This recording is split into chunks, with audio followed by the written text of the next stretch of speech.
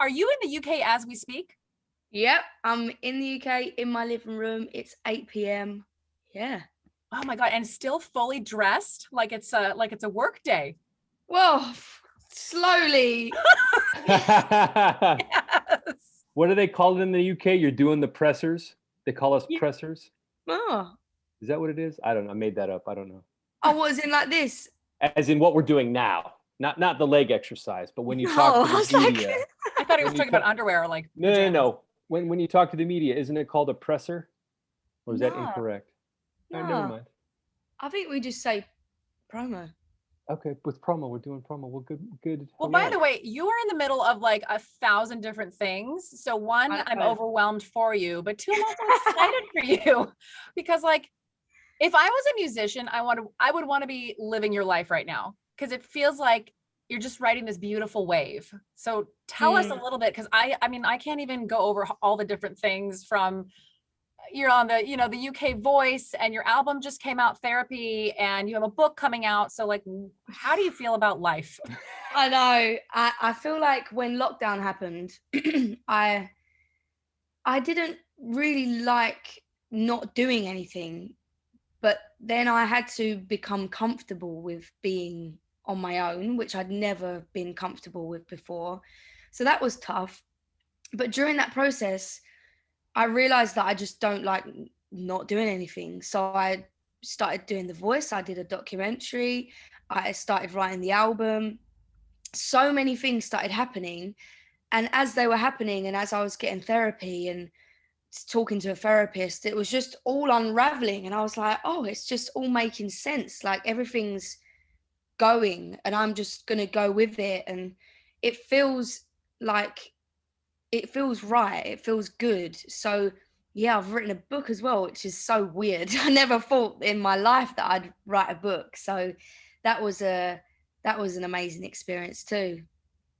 So dare I say that 2020 actually had some good parts. Like it actually had a hidden, what do you call Yeah, it? you feel bad saying that because No. it was terrible, like it was horrible for everyone. And but I do feel like we never ever would have had this opportunity to stop ever in our lifetimes, and I don't think anyone had before our lifetimes. Like we were all just Go, go, we go. we get born, and then we grow up slowly, and then we hit this point, and then we're just like brrr, and we don't stop.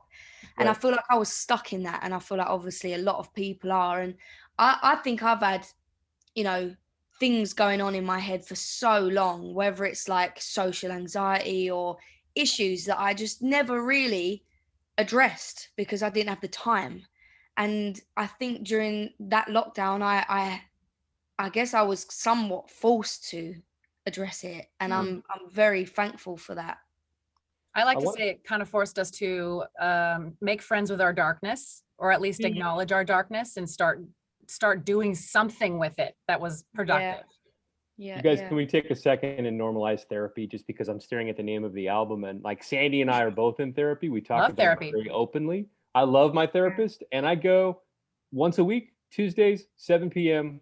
We're on the phone, and I do it for maintenance, and I think a lot of people want to do it uh, in crisis, but like there have been nights where I emotionally have been up here, and then I talk to her for an hour, and I can feel myself doing this. Oh, So at what point did you discover it? How long have you been in it? And like, I just want to help if there are kids listening that are struggling with, I know mm. mental health is a big issue today.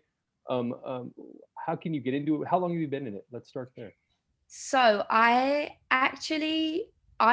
first of all, I totally agree with you. I think that people shouldn't wait till they're in a bad place to go to therapy. I think it should just be a normal thing that we Right. do every day. Yeah. Like that should be the first step. But for me, I about 3 years ago, I decided to see a therapist. And this is another thing I think that people need to realize is that sometimes you don't connect with a therapist, and that doesn't mean that therapy doesn't work. It Mhm. just means you haven't got the right person.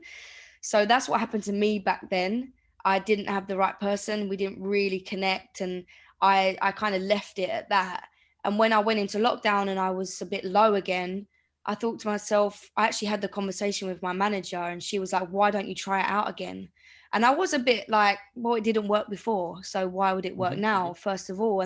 But I just decided to try it, and luckily, this person who I see now is is incredible and has changed my life completely. Like starting with my brain, which has then made my life better, I think. So I think, yeah, you're right. It's definitely annoying that people use it when they're in a bad place in the first place. They've like got to that point where they need it.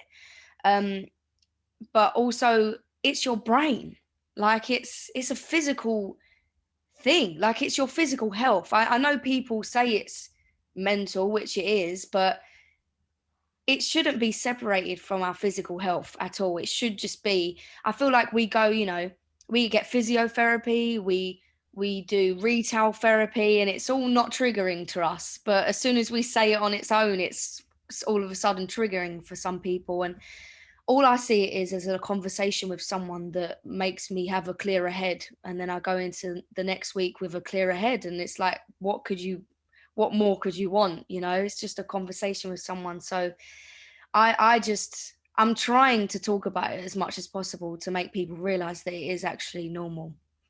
Does your therapist know what you do? Yeah, she knows. Okay. Has she Yeah. ever been to a show? No, she hasn't yet because we started during lockdown. So she hasn't actually been to a show yet. But Would you want her to come to a show?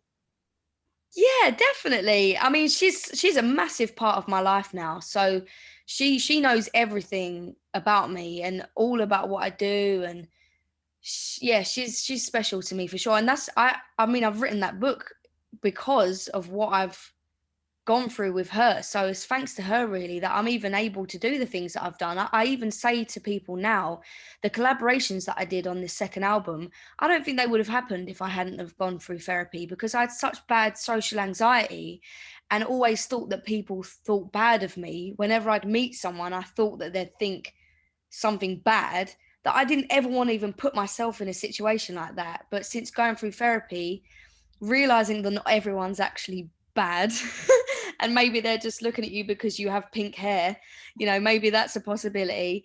That changed my life on this album. Like I was able to collaborate with Niall and Little Mix and, you know, all these people because of what I've learned. So I'm very grateful for it. Your single with Niall is called Niall Horan, Our Song. I think it's number 5 right now for Hot AC. The music video, so fun. I just want to drive in a car with you on the countryside. It just After I stealing know. a bunch of Filming that? jewelry. I know, yeah, that bit was nice as well. You know what? It was such a fun music video. I normally go for quite out there videos with mine. I tend to, you know, dress up and do funny situations, or like with Marshmello, we'd be in that haunted house. And but this one just felt right to be driving through that countryside and just be having a great day after stealing some jewelry. But yeah, Right. that was yeah. But it was great. It was a fun video to do. What Do is it yourself a like for you to favor do and- live shows now? Like, does it feel like no time has gone by, or is it something like your first what is it about your first live show after all this? What was that like? It was intriguing because it was amazing to see the difference on how I felt to what I felt back then. Mainly anxiety comes to my head when I look back on before. When I did a show on Sunday, I was just pure excited because it's changed. Like I do think that's down to therapy. I do think that's down to not being able to do shows this whole time and finally being able to do it. But yeah, I miss seeing people together. I miss my view of what I see. And I don't know if people miss seeing me on stage, but I miss what I see when I'm on stage. I miss seeing people close and, you know, screaming out the songs with me. So I've missed it for sure. And I've got that live stream on Saturday that's coming up of the album. So that's going to be exciting because I come from a musical theatre. When I was younger, I did musical theatre. So my head for this live stream was put back into that musical theatre place of you know, where do I see these songs visually, to it was very different to a live show, so it was fun. Plus just the energy. Nothing beats the energy of a live crowd. Yeah, nothing at all. Nothing. I think everybody should do themselves a favor and go watch the video for Our Song. Such a great song, but there's so much imagery in it that I personally love. You and Nile have the time of your lives. Mhm. The car is fantastic. You're driving, which I think is Mhm. phenomenal. Yeah. And then the old man making the phone call. Oh, the robbers are right here. And then some of the imagery in the lyrics. One of my favorites is sleeping in my own t-shirt, which to me translates to I don't need no man. I'm over this. Yeah. I don't need him or his clothes. That didn't get lost on me. I like that a lot, and I I love just think you're a great role model. I have a little girl; she's 7, and I'm looking at your bio, and like I see that your dad, was a builder, and he was, and that you do karate, and so you're pretty much a badass. And I think it's pretty fantastic. Did you pick up any of those building skills from your dad? Like, how are you with IKEA furniture? Yeah, I do all of my own stuff at home. Do you? Yeah. Yeah. I learned a lot from him. Yeah. He's been good for that. I still struggle with trying to figure out like what's underneath my bonnet of the car. I can't Yeah. really still figure out that. But with regards to like all the stuff in my house, I put it up myself, and the Oh my beds and the God. wardrobes. Yeah, I love I'd it. pay someone to do that. Like those pictures in back of you hung up. Yeah. Forget it. Yeah. Have you heard of TaskRabbit? That's how I do it. I can't. I don't trust myself to do it right. I have mad respect because there have been days my daughter I talked about this morning on the air. She asked me, "Daddy, how come there are no girls playing American football?"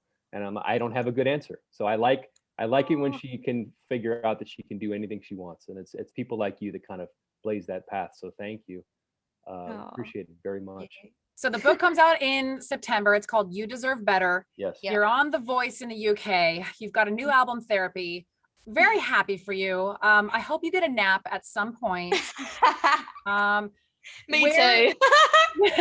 Where can people, what do you think is the best, or I don't know, the social media you're on the most, if people want to catch up with you, or maybe we could pimp the live stream just to make sure people check it out on Saturday? Yeah, I am on everything, to be honest. I control everything myself. So I'm on Instagram, Twitter, TikTok, everything. And the live stream, there should be a link of it in my Instagram all the time. So There you go.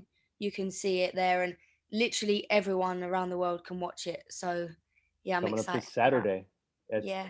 And the album is phenomenal. So make sure you grab Therapy, check out the new song, or excuse me, the new book, You Deserve Better, which is all Mhm. about like self-awareness and self-worth. And I think it's pretty great. Yeah. That's coming out in September. Love Yeah. talking to you, Anne Marie. Thank you. Thank you. Thank you so much and congratulations. Thank you.